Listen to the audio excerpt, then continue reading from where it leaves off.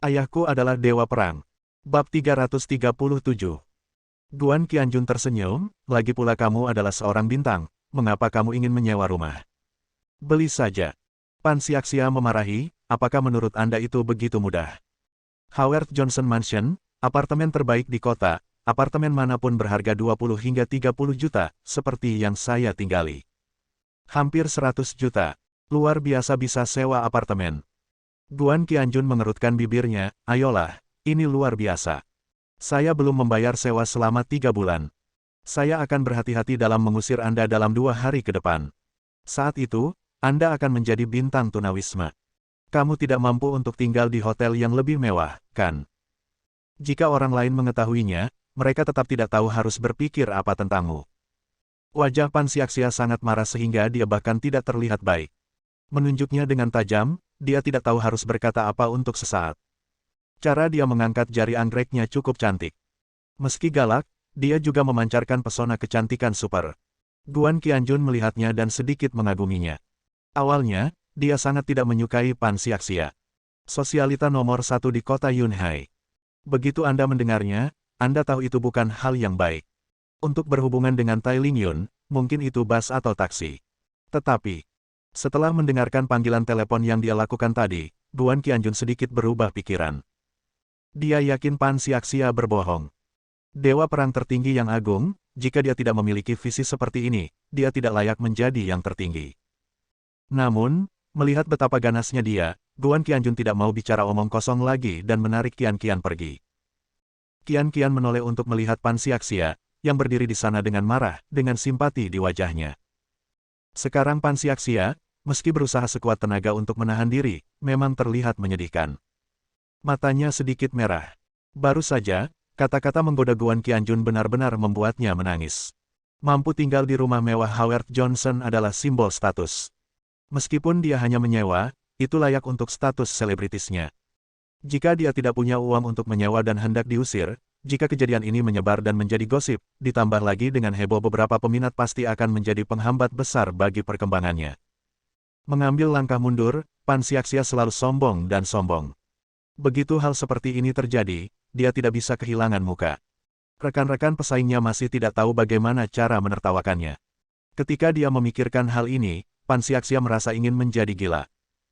Jadi, aku baru saja menjatuhkan ponselku di lift. Ayah. Bibi sia-sia ini juga sangat menyedihkan. Bagaimana kalau kita membantunya dan mengurangi uang sewanya selama 3 bulan terakhir? Guan Qianjun menolak, sewa bulanan rumahnya setidaknya 50.000 yuan, yaitu 150.000 yuan dalam 3 bulan. Uang yang banyak. Qian berkata dengan aneh, ayah, apakah 150.000 banyak untukmu? Guan Qianjun menyentuh hidungnya, tidak banyak, hanya sejumlah kecil uang. Qian, benar.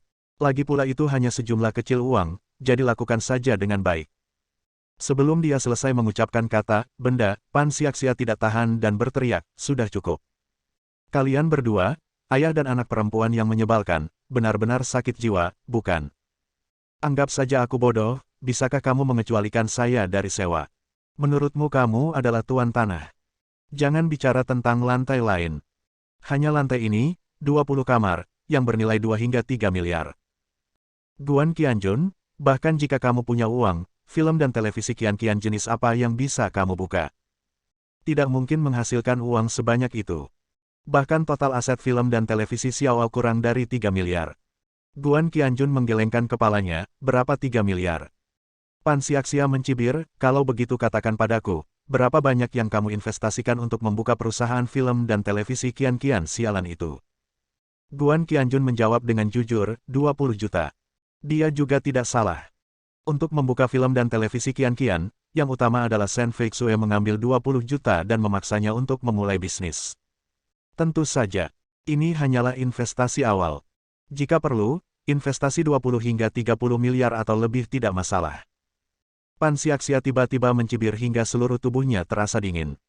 Di jarak hampir 10 meter, dia menunjuk ke arah Guan Qianjun, dasar udik, 20 juta, menurutmu itu banyak. Pergi ke pedesaan untuk menjadi taipan kecil sudah cukup. Untuk setiap kamar di sini, uang 20 jutamu hanya cukup untuk membeli toilet. Sungguh. Kenapa aku harus berkenalan dengan orang-orang sepertimu dan masih ingin membebaskan uang sewaku? Jika kamu memenuhi syarat untuk pengecualian, aku bisa melakukan apapun yang kamu mau. Laki-laki lain tidak bisa mendapatkanku. Aku berinisiatif memberikan diriku padamu. Kian berkata dengan lembut, kalau begitu ayah, jangan bantu dia, jangan sampai kita membantunya, dia akan menyerahkan dirinya padamu, itu akan sangat buruk. Apa yang harus dilakukan Fei Xue? Guan Qianjun mengangguk setuju. Pan Xiaxia berkata dengan keras, seorang psikopat besar. Seorang psikopat kecil. Aku. Jika aku memberitahumu satu kata lagi, aku akan menjadi seorang psikopat juga. Dia sangat marah karena tidak terjadi apa-apa hari itu. Dia berbalik dan melangkah ke pintu. Dia berbalik di dalam tasnya dan mencari kuncinya. Tiba-tiba, dia tercengang. Dia berjongkok dengan tubuhnya yang terbakar, menggali tas dengan penuh semangat, mengeluarkan segala macam gadget, menyebarkannya ke seluruh lantai, dan kemudian membalikkan tasnya. Jelas, dia tidak menemukan apa yang dia cari. Dia bergumam pada dirinya sendiri, saya pergi. Saat saya merias wajah hari ini, saya sedang mencari pensil alis. Sepertinya saya telah mengeluarkan kartu kunci dan menaruhnya di atas meja. Saya lupa mengambilnya kembali. Ini benar-benar keterlaluan. Tiba-tiba, dia berteriak. Menghancurkan tas senilai 10 hingga 20 ribu di lantai. Ledakan. Kian, yang berada lebih dari 20 meter jauhnya, sangat ketakutan hingga dia hampir melompat. Hei, aku pergi.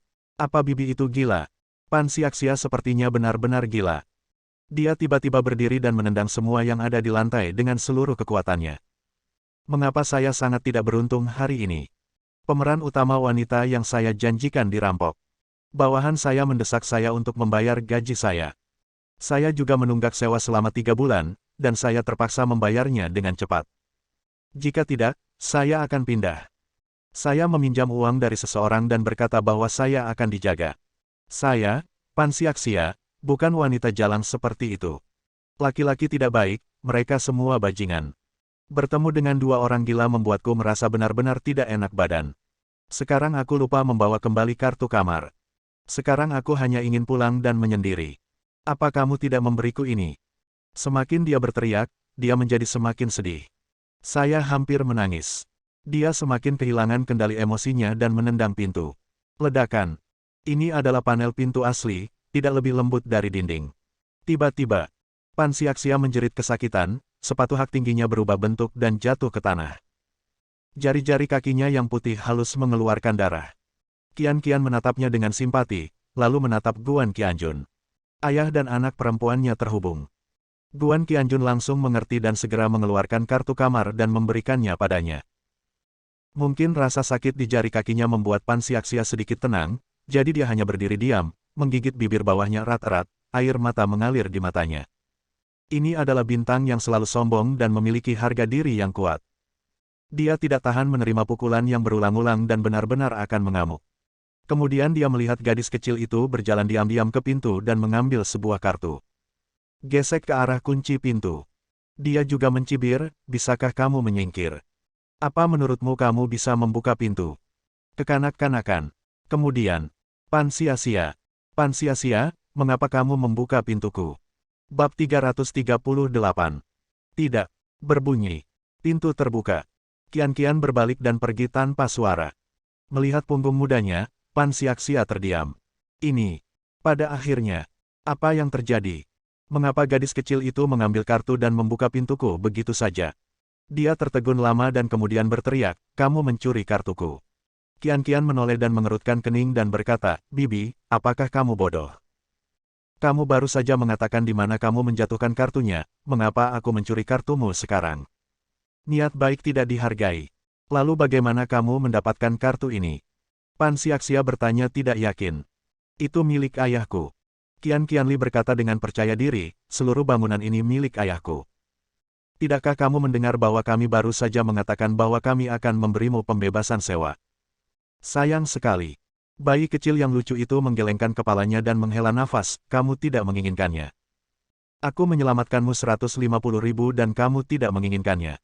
Bodoh sekali. Pan Xiaxia, ini. Lalu dia berteriak, kentut. Seluruh bangunan itu milik ayahmu. Apakah kamu bercanda? Saya baru saja mengatakan bahwa lantai ini saja bernilai 2 hingga 3 miliar, apalagi seluruh bangunan. Oke, kalau kamu mau bilang begitu, kalau kamu punya kemampuan, kamu juga bisa membukanya. Kemudian, seluruh tubuh Pan Xiaxia bergetar, dan mulutnya terbuka tak percaya. Nada suaranya berubah, apa yang terjadi? Tidak mungkin. Apakah kamu benar-benar membuka pintu lagi? Dia melihatnya. Guan Qianjun memegang tas terbuka berisi kartu di dalamnya. Dia mengeluarkan sebuah kartu, melihatnya, dan menggesekkannya ke pintu. Berbunyi. Itu benar-benar terbuka. Kedua ayah dan anak perempuannya masuk. Tidak butuh waktu lama. Suara dua orang terdengar samar-samar di dalam. Ayah, ruangan ini besar sekali, dan ada tangganya, Fei Xue akan senang jika kamu melihat laut dari jendela setinggi langit-langit.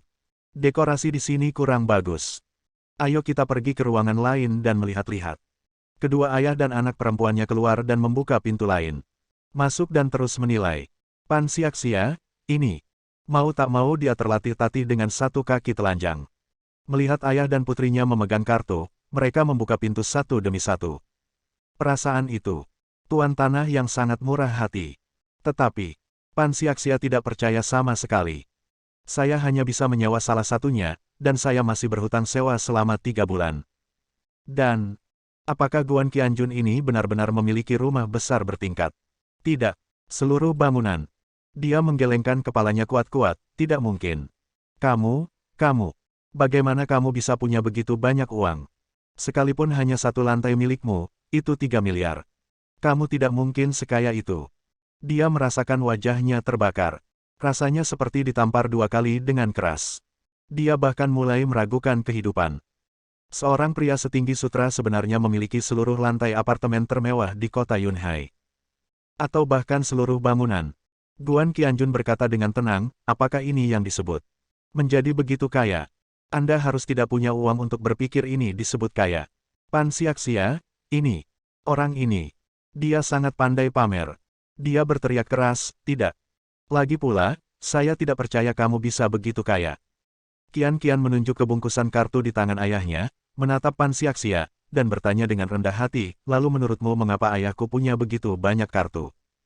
Tidak hanya di lantai ini. Seluruh gedung.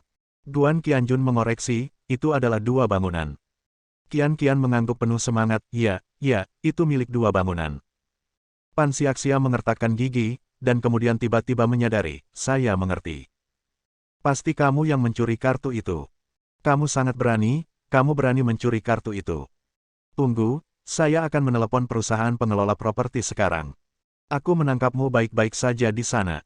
Beraninya kamu begitu terbuka dan jujur dalam mencuri kartu, Kamu yang bermarga Guan sudah habis. Lalu dia menyentuh dirinya sendiri di mana-mana. Di mana ponselku?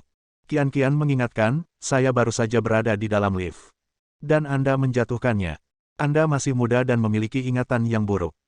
Saya hanya lupa di mana saya menjatuhkan kartu itu, dan sekarang Anda lupa menjatuhkan ponsel Anda. Pan Xiaxia, ini.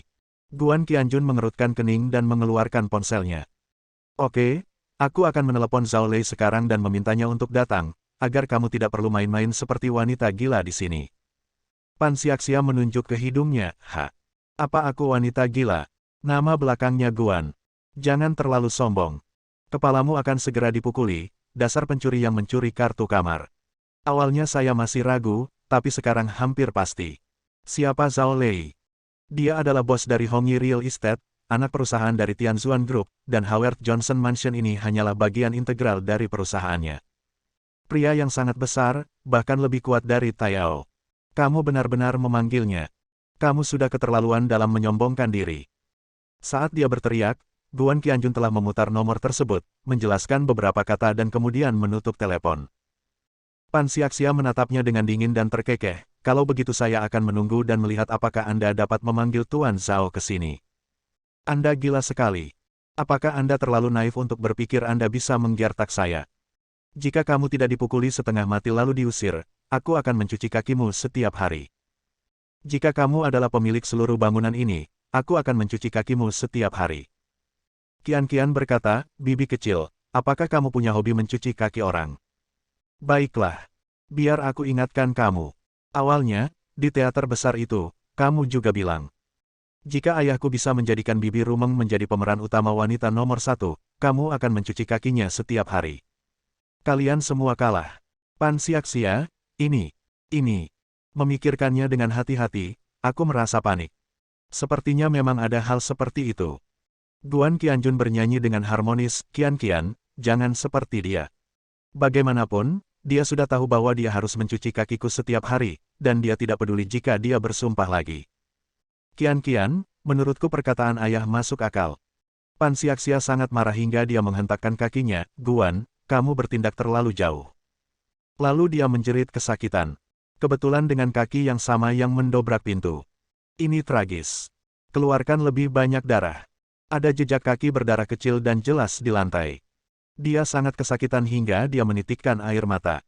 Guan Qianjun berkata tanpa ekspresi, dia sama sekali tidak terlihat seperti bintang, dia hanya seorang yang lebih muda.